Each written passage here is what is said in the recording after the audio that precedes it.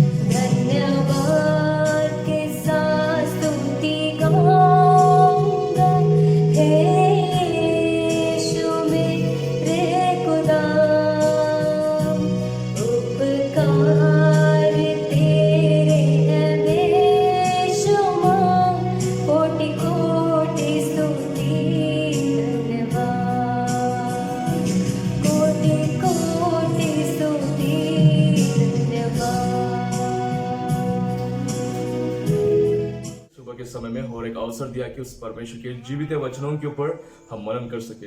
मेरे प्यारे भाई और बहनों, परमेश्वर हमको कई बार अपने जीवन में सुधारने के लिए काफी मौके देते रहता है, लेकिन हम नहीं जान पाते कि ये परमेश्वर की ओर से हमारे लिए एक अच्छा सुनहरा अवसर है कि हमारे जीवन को बदलने के लिए और उस परमेश्वर के करीब आने के लिए। परमेश्वर अवसर देने से बाद भी हम उसको उपयोग नहीं कर पा रहे, इसलिए आज बहुत सारे लोग अपने आत्मिक जीवन में कमजोर हो गए। आज आप इस वचन को सुनने के समय में हो सकता है कि आप प्रभु के बहुत करीब हो या प्रभु के बहुत दूर हो, या हम आगे पीछे हमेशा हमारे आत्मिक जीवन में उतार चढ़ाव होते रहता है मेरे प्रियो। लेकिन आज मैं आपको एक सच्चाई इन बातों के विषय में लेके बताना चाहता हूं कि जब एक व्यक्ति प्रभु के करीब आना चाहता है तो बहुत सारे रुकावट आते रहते हैं उनके जीवन में, क्योंकि परमेश्वर हर व्यक्ति को एक मकसद से इस पृथ्वी पर भेजता है। उस मकसद को पूरा करने के लिए बहुत सारे युक्तियां शक्तियां हैं कि हमको रोकने के लिए। लेकिन अगर हमारा विश्वास उस जीवित परमेश्वर के ऊपर रहता है तो जरूर परमेश्वर जो हमारे प्रति जो इच्छा है, परमेश्वर हमारे प्रति जो योजना बना के रखा है, वो योजना जरूर होता है मेरे प्रियो। आज बहुत सारे लोग परमेश्वर से दूर होने का कारण यही है कि उस परमेश्वर का जो मकसद है, पर्पस ऑफ गॉड, जो परमेश्वर हमारे प्रति जो योजना बना के रखा है, उसको नहीं समझ पा रहे मेरे प्रियो। मैं आज आपके मनन को एक व्यक्ति की ओर लेके जाना चाहता हूं, बाइबल में से, पुराने नियम में से, कि उनके जीवन में परमेश्वर का मकसद होने के बावजूद भी वो किस प्रकार से संसार में वापस चले गया और उस संसार को छोड़ के परमेश्वर के मकसद को आखिरी में किस प्रकार से पूरा किया है। उन विषयों के ऊपर मनन करने से पहले आज मैं आपको एक छोटा सा उदाहरण देके आज के मनन में जाएंगे मेरे प्रियो। एक समय में एक व्यक्ति परमेश्वर से प्रार्थना कर रहा था। उस समय में बहुत भयंकर आंधी और तूफान आ रहा था, इसलिए परमेश्वर से प्रार्थना कर रहा कि प्रभु इस तूफान से मुझे बचा लीजिए, इस आंधी से मुझे बचा लीजिए। और जब वो परमेश्वर से प्रार्थना कर रहा था, वहां पे कुछ लोग जा रहे थे। वो लोग इस भाई को देख के, भाई हमारे पास और एक छतरी है, छाता है, आप इसको लेकर आप जल्दी से जल्दी जा सकते हैं। लेकिन वो व्यक्ति बोला कि मैं परमेश्वर से प्रार्थना कर रहा हूँ, परमेश्वर मुझे मदद करेगा। और प्रार्थना कर रहा, प्रभु मुझे बचा लीजिएगा, प्रभु मुझे बचा लीजिएगा। इस समय में उस आंधी रहने के कारण से बहुत पानी है। एक नाव उधर से जा रहा था, वो नाव बोल के, भाई जल्दी वापस आ जाओ, पानी ज्यादा बढ़ते जा रहा है, जल्दी वापस आ जाओ। लेकिन वो व्यक्ति नहीं सुन पा रहा है। वो बोल रहा है कि मैं परमेश्वर से प्रार्थना कर रहा हूँ, परमेश्वर मुझे बचाएगा। इतने पानी ज्यादा होने के कारण से वो मर गया। मरने के बाद वो परमेश्वर से ये सवाल पूछा कि परमेश्वर हम आपसे इतना प्रार्थना किए, मैं आपसे इतना प्रार्थना किया, फिर मुझे क्यों जवाब नहीं दिए। परमेश्वर ने बोला कि देख बेटा, तेरी प्रार्थना सुनकर मैं काफी लोगों को तेरे पास भेजा है, लेकिन तो उसको सही रीति से उपयोग नहीं किया। हम भी उस व्यक्ति के समान नहीं है कि मेरे प्रियो, आज परमेश्वर हमारे जीवन में सुधरने के लिए जब मौका देता है तो उस मौका को हम उतना इंपॉर्टेंस नहीं देते, उतना महत्वपूर्ण नहीं देते। परमेश्वर हमारे जीवन को सुधारने के लिए जब हमारे जीवन में कुछ परेशानी को लाकर अगर हमको सुधारने के लिए भी परमेश्वर कुछ कार्य करे तो हम परमेश्वर से दूर होने के लिए जाते, परमेश्वर के प्रेम को हम नहीं समझ पाते, परमेश्वर से हम अलग होने के लिए हम कोशिश करते, नहीं तो परमेश्वर से हम सवाल पूछते, विश्वास में कमजोर होते जाते। लेकिन परमेश्वर से ये नहीं बोलते कि प्रभु आज मुझे सुधारना है, आज मेरे जीवन में परिवर्तन को देखना है, आज मेरे जीवन में बड़ा बदलाव को देखना है बोल के कितने लोग इस प्रकार से प्रार्थना किए मेरे प्रियो। आज आप परमेश्वर से कितने भी दूर क्यों ना हो, आज का दिन परमेश्वर आपसे ही बात करना चाहता है, क्योंकि आज ये वचन आप सुन रहे हैं तो परमेश्वर की दया और परमेश्वर के अनुग्रह आपके ऊपर है, परमेश्वर की दृष्टि आज आपके ऊपर है। इसलिए आज ये वचन आपके कानों तक पहुंचने के लिए परमेश्वर ने सहायता किया है। एक वचन को पढ़ेंगे, न्यायों का पुस्तक उसका 16वां अध्याय 28वां वचन। न्यायों का पुस्तक, बुक ऑफ जजेस चैप्टर 16 वर्स 28 इस प्रकार से लिखा हुआ है, तब शिमशोन ने ये कहकर यहोवा को दुहाई दी, हे प्रभु यहोवा मेरी सुधि ले, हे परमेश्वर अब की बारी मुझे बल दे कि मैं फिलिस्तियों से अपनी दोनों आंखों का एक ही पलट लूं। यहाँ पर हम समसोन के जीवन या सिमसोन के जीवन में कुछ सच्चाइयों को हम सीखने के लिए हम प्रयास करेंगे मेरे प्रिय, क्योंकि समसोन ने शारीरिक रीति से तो मजबूत था, लेकिन आत्मिक स्थिति से वो बहुत कमजोर था। लेकिन आप जानते क्या, जब सैमसन के लाइफ को जब हम डिवाइड करेंगे तो 4 स्टेजेस में हम कर सकते हैं। जब हम 14 अध्याय 15 16 जब इन सारे अध्यायों को पढ़ेंगे तो वहां पे हमको सैमसन के जीवन के बारे में हमको पता चलता है मेरे प्रियो। सैमसन पैदा होने से पहले ही वो अभिषेक किया हुआ व्यक्ति था। माने जब मनोहा और उनकी पत्नी वो बांझ होने के कारण से उनको बच्चे नहीं हुआ, लेकिन परमेश्वर का दूत आकर उनसे कहा कि देख तुझे परमेश्वर एक बेटे को देगा। वो पैदा होने से पहले ही वो परमेश्वर के लिए नाजिर बन के रहेगा।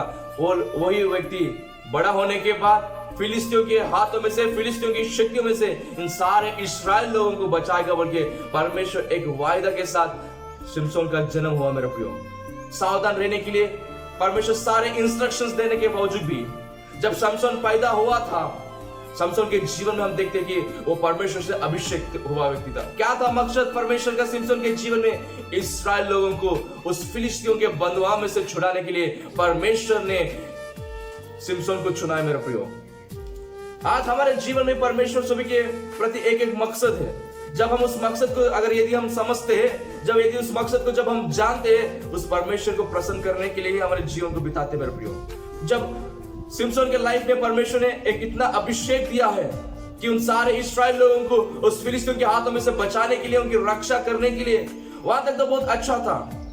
13वां अध्याय में सिमसन के जन्म के बारे में हम देखते हैं। परमेश्वर खुद बोला है कि ये जन्म होने से पहले परमेश्वर के सामर्थ्य को लेके, अभिषेक को लेके वो पैदा होता है। मेरे प्रियो, वैसा जन्म कितना आशीष का कारण है। लोगों के लिए, लोगों की रक्षा करने के लिए, लोगों को बचाने के लिए परमेश्वर ने सिमसन को चुना है। क्योंकि हम सब जानते हैं कि इस्राएल लोग बार बार पाप करने के कारण से परमेश्वर कहते उनके दुश्मनों के हाथों में दे देता था। उन लोगों को छुड़ाने के लिए, उन लोगों को बचाने के लिए परमेश्वर सिमसन को चुना है। पहला स्टेज में सिमसन उसके अनुसार से जी रहा था, लेकिन जैसे भी हम 14 अध्याय में आते हैं तो हम देखते हैं कि सिमसन कहते अंधकार में जीना शुरू किया। परमेश्वर के अभिषेक को भूल गया अपने इच्छा के अनुसार से। जब तिम्ना को छोड़कर गया था, वहां पर फिलिस्तियों की लड़की को देख के उनके साथ शादी करने के लिए अपने माता पिता को वो जबरदस्ती किया। हम वहां पे देखते तो we can see downfall in the life of Samson। Simson ने अपने आत्मिक जीवन में गिरते गया। परमेश्वर का आत्मा तो सिमसन के ऊपर आता था, लेकिन क्या फायदा मेरे प्रियो, सिमसन ने अंधकार में अपने जीवन को बिताया। अन्य जाति लोगों के साथ परमेश्वर को जब दूर करने के बावजूद भी सिमसन ने उनके साथ संगति करते, उनके साथ ध्यान से सुना है कि फिलिस्ती लोग इस्राएल लोगों के लिए दुश्मन है, शत्रु, क्योंकि उनके हाथों में ही ना ये सारे लोग नष्ट होते जा रहे हैं। लेकिन सिमसन क्या किया? उनके साथ, उनके हाथों में से इस्राएल लोगों को छुड़ाने की वजह से वहां पर जाके उनके साथ संगति करते हुए शादी करने के लिए वहां पर गया। मेरे प्रियो, वहां से हम देखते हैं तो इंग्लिश में अच्छा लिखा है सैमसन वेंट डाउन। उसी 14वां अध्याय में 4 बार लिखा हुआ है। मेरे प्रियो, हम देखते हैं कि वहां से आखिरी तक, माने 16वां अध्याय 25वां वचन तक हम अगर हम देखते हैं तो सैमसन के जीवन में वो गिरते गया। क्यों? वो पाप को जगह दिया। क्यों? वो परमेश्वर से अलग होके गया।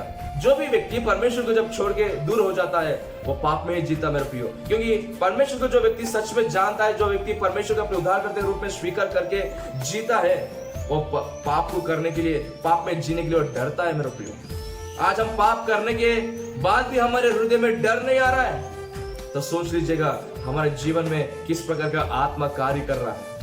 पाप करने के बावजूद भी हमारे मन में कोई चिंता नहीं आ रहा है, तो सोच लीजिएगा कि आज हमारा आत्मिक जीवन किस प्रकार की परिस्थिति में है। आज सिमसन उस अंधकार में जीने के बाद भी, जब दलीले के साथ संगति करने के बाद भी, व्यभिचार करने के समय में भी उनको ये नहीं पता चला, अरे मैं परमेश्वर से अभिषेक हुआ व्यक्ति हूं, मैं परमेश्वर के लिए जीना है, मैं परमेश्वर के लोगों को बचाना है, परमेश्वर के मकसद को पूरा करना है, परमेश्वर के लिए ही मैं इस पृथ्वी पर आया है। मेरे जन्म के पीछे एक मकसद है, मेरे जीने के पीछे एक मकसद है। उन सारे मकसद को भूलकर व्यभिचार में जी रहा था सिमसन ने। आज ऐसा लोग नहीं है क्या मेरे प्रियो, जो परमेश्वर का जो योजना है वो भूलकर संसार में जीने वाले, अंधकार में जीने वाले। पहला यूहन्ना में इस प्रकार से लिखा हुआ है, जो कोई प्रभु यीशु मसीह को जानते हैं वो अंधकार में नहीं जलते कहते, परंतु वो ज्योति में चलते कहते। आज हम ज्योति में चल रहे हैं, प्रकाशन में हमारे जीवन को जी रहे हैं, या हम अभी भी अंधकार में जी रहे हैं। एक बार आज हमारे आत्मिक जीवन को जांचने का समय है मेरे प्यारे भाई और बहनों। आज परमेश्वर आपके प्रति एक बहुत बड़ा मकसद है, उत्तम कल्पनाएं बना के रखा है परमेश्वर हमारे सभी के प्रति।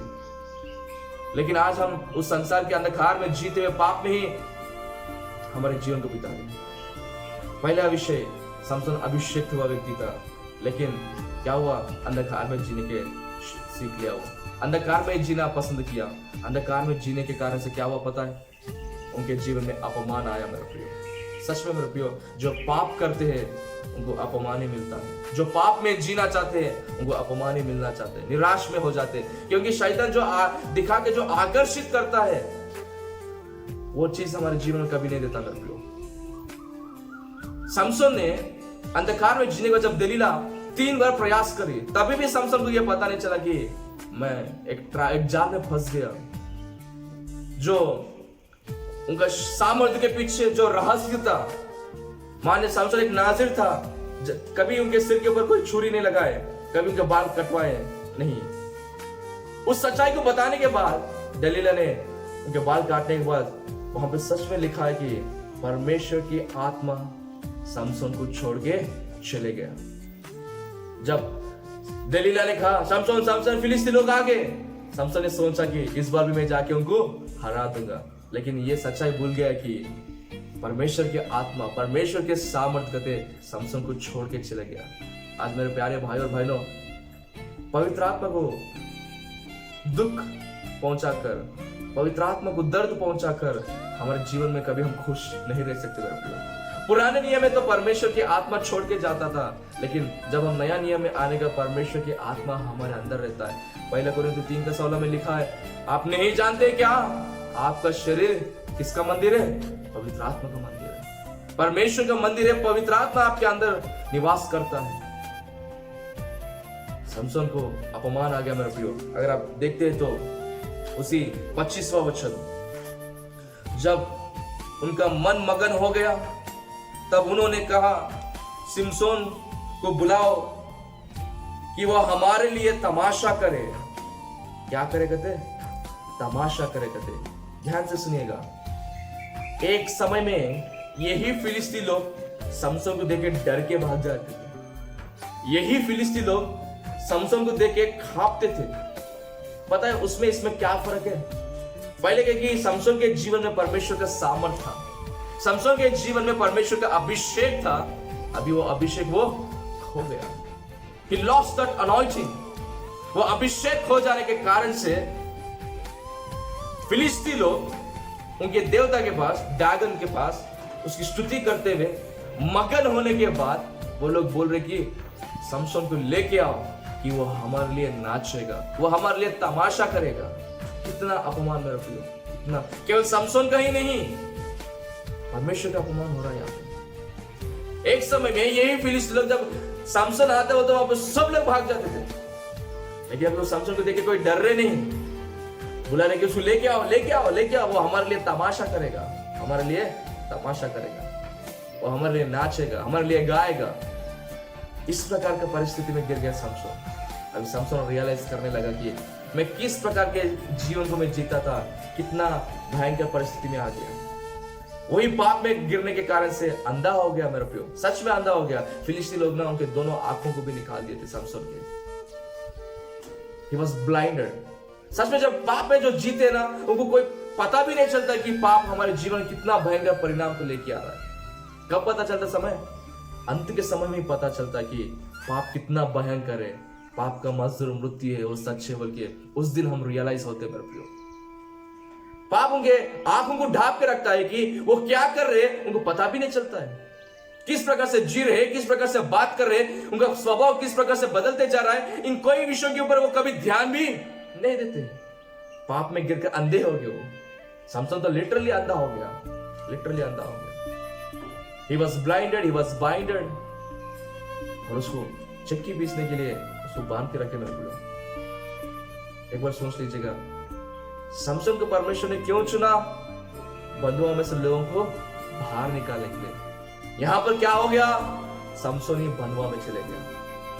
समसन ही एक दास हो गया फिलिस्तियों के हाथों में, एक खिलौना हो गया। जैसा फिलिस्ती लोग खिला रहे, जैसा खेलने लगा रहे, वैसा ही खेलने लगा। इतना भयंकर स्थिति में गिर गया मेरे प्रिय समसन ने। आज यह वचन सुनने वाले मेरे प्यारे भाई और बहनों, आपके आत्मिक जीवन में गिर गए होंगे, सावधान से रहो, सावधान से रहो। परमेश्वर आज आपको इस वचन की ओर से आपको उत्साहित करना चाहता कि हम भी यदि परमेश्वर के साथ प्रार्थना करें समसन के जैसा, प्रभु एक बार मुझ पर दया कर, फिर और एक बार एक मौका दीजिए परमेश्वर। समसन कैसा प्रार्थना किया? समसन की सच्चाई पता चल गया कि मेरा मकसद ये नहीं है परमेश्वर का मेरे जीवन के प्रति, मैं इन लोगों के हाथों में से इस्राएलियों को छुड़ाने के लिए परमेश्वर मुझे भेजा है। लास्ट में मैं इन लोगों के हाथों में बंधुआ हो गया, ये नहीं परमेश्वर की योजना मेरे प्रति। रियलाइज हो गया मेरे प्रियो, प्रार्थना करने लगा, वो आखिरी प्रार्थना बहुत अच्छा प्रार्थना किया प्रभु। फिर और एक बार इंग्लिश में, लॉर्ड वंस अगेन, फिर और एक बार प्रभु मुझे और एक मौका दीजिए। आप मेरे जीवन में इतने सारे अवसर दिए प्रभु, मैं कभी मेरे लाइफ को मैं सीरियस नहीं लिया, मेरे आत्मिक जीवन के प्रति मैं कभी सीरियस नहीं था, लेकिन प्रभु आज मुझे एक मौका दीजिए उस पाप को छोड़ने के लिए, उस पाप के ऊपर विजय पाने के लिए मुझे एक और मौका दीजिए परमेश्वर। Lord give me one chance. Samson में प्रार्थना कर रहा है, प्रभु एक मौका। प्रभु मेरा जिंदगी खराब हो गया, मेरा जीवन खराब हो गया, लेकिन प्रभु आप मुझे नया जीवन दे सकते हैं, मुझे नया बल दे सकते हैं, मुझे नया सामर्थ्य दे सकते हैं। एक मौका दीजिए प्रभु इस पाप के ऊपर विजय पाने के लिए। मेरे आत्मिक जीवन में जो भी रुकावट आ रहा, उस रुकावट को पार करने के लिए मुझे और एक मौका दीजिए। मेरे प्रियो परमेश्वर बहुत सारे लोगों को बाइबल में देखते तो मौका देते गया, लेकिन जो लोग उसको इस्तेमाल किए वो लोग आशीषित पाए, जो लोग उसका इस्तेमाल नहीं किए वो लोग नाश हो गए। मेरे प्रियो सच में जब इस पृथ्वी पे, जब हम उत्पत्ति के पुस्तक में देखते थे, जब जल प्रलय आने के समय में नोहा उन सारे लोगों को जाके बोला कि एक भयंकर जल प्रलय आने वाला है, परमेश्वर इस पृथ्वी को नाश करने के लिए एक मौका दे रहा है कि मन फिराने के लिए। और नाश आने से पहले यदि हमारे पापों के हम पश्चाताप कर यदि हम अपने मन को फिराए तो परमेश्वर हमको हमारे ऊपर जरूर दया करेगा बोल के जब नोहा प्रचार किया, लोग हंसने लगे। मेरे प्रियो आप जानते हैं जब जल प्रलय आया था, केवल नोहा के परिवार के अलावा सारा मानव जाति लोग नाश हो गए। परमेश्वर एक अवसर दिया, परमेश्वर एक मौका दिया, फिर भी लोग उसका फायदा नहीं उठाए। सोदोम और गोमोरा को नाश करने से पहले परमेश्वर के दूत ने लूत और लूत के परिवार को एक मौका दिया। परमेश्वर का क्रोध इस सोदोम और गोमोरा के ऊपर प्रकट होने वाला है। इस सोदोम और गोमोरा को छोड़ के उन पहाड़ के ऊपर चले जाओ। रास्ते में क्या हुआ, लूत की पत्नी ने पीछे पलटकर देखने के कारण से ना एक नमक का स्तंभ बन गया, खंबा बन गया। परमेश्वर आज भी हमको एक मौका दे रहा मेरे प्रियो। समसोन अभिषिक्त हुआ व्यक्ति था, लेकिन अंधकार में जिया। अंधकार में जीने के कारण से अपमान आया, अपमान में भी आखिरी बार प्रार्थना कर रहा है। हो सकता है कि बहुत सारे लोगों के लिए ये आखिरी मौका हो सकता है। कल के दिन क्या होता है किसी के जीवन में कोई नहीं जानते मेरे प्रियो। हो सकता है कि आज ही हमारे मन फिराने का समय है। Don't wait for tomorrows, don't wait for other days, don't wait for other chance. आज ही अगर हमारे मन फिरा के यदि समसोन के समान यदि हम प्रार्थना किए, प्रभु एक बार मुझ पर दया कर, मुझे और एक मौका दीजिए परमेश्वर, एक मौका दीजिए। परमेश्वर जरूर अगर समसोन के प्रार्थना को सुनकर अगर समसोन के जीवन में एक अवसर दिया और एक मौका दिया बदलने के लिए, तो आज आपके जीवन में, मेरे जीवन में परमेश्वर जरूर देता है एक प्रार्थना। मेरे प्रियो हृदय से एक प्रार्थना, प्रभु इस पाप के ऊपर विजय पाने के लिए एक मौका दीजिए। Lord give me one chance. मैं आपके लिए जीना चाहता हूँ, आपकी इच्छा को पूरा करना चाहता हूँ, आपके मकसद मेरे जीवन में पूरा होना है पिता, मुझे एक मौका दीजिए। अगर इस प्रकार से प्रार्थना करना चाहते हैं तो मेरे प्रियो पवित्र आत्मा आपको हृदय में कार्य करना है। उस पाप की गंदगी को छोड़कर मन फिराकर परमेश्वर के लिए जीने के लिए प्रभु ने और एक मौका दे रहा। आइए हम प्रार्थना करें। हमारे स्वर्गीय पिता परमेश्वर, प्रभु यीशु मसीह के नाम से आपके चरणों में आते पिता इस सुबह के समय में, प्रभु समसोन के जीवन में से आत्मिक सच्चाइयों को सीखने के लिए हमारे पर जो तूने एक अच्छा अवसर दिया उसके लिए धन्यवाद देते। प्रभु दया कर एक और एक मौका दीजिए परमेश्वर। अब दयालु परमेश्वर है, अनुग्रहकारी परमेश्वर है पिता। सुबह के समय में जितने भाई बहन लोग इस प्रार्थना में अपने मन को अंगीकार कर रहे हैं, पापों को अंगीकार कर रहे हैं, पश्चाताप कर प्रभु एक मौका के लिए प्रार्थना कर रहे हैं, प्रभु उनके ऊपर आपकी दया, आपकी करुणा उन्हें दीजिए। उनके प्रार्थना करते परमेश्वर उनको सहायता कीजिए ताकि वो सच्चाई को जाने और सच्चाई उनको स्वतंत्र करे पिता। प्रभु सिमसोन के समान हम पाप में, अंधकार में, अपमानों में जीना आप नहीं चाहते परमेश्वर। हम आपके लिए जीने के लिए सहायता और मदद कीजिए, आशीष दीजिए और आशीष का कारण बनाइए। जितने भी लोग इस प्रार्थना में अंगीकार कर रहे हैं परमेश्वर, उनके हृदय में एक नया कार्य कीजिए, नया बल और नया शक्ति और नया सामर्थ्य दीजिए बोल के यीशु के पवित्र नाम से हम प्रार्थना करते हैं, इसलिए सुनो बड़ी तरह से कबूल करते हैं।